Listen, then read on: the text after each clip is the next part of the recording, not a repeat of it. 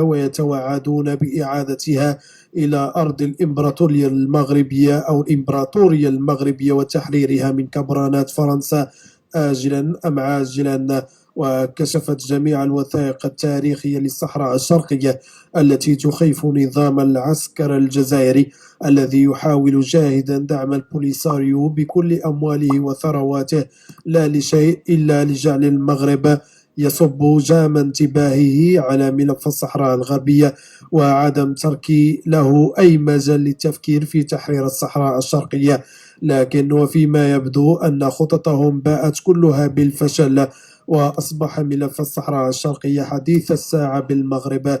كيف لا و40 مليون مغربي كلهم يؤيدون قرار استرجاع تندوف بشار إلى مكانهم الطبيعي داخل الأراضي المغربية الشريفة. وقد بادر جلالة الملك بوضع مخططات جديدة لتجديد ترسانة القوات المسلحة الملكية بمختلف أفرعها، مع إطلاق أوراش لتجديد وتقوية بنياتها التحتية وعصرنة مرافقها ومدارسها ومعاهدها وتحسين جودة عيش عناصر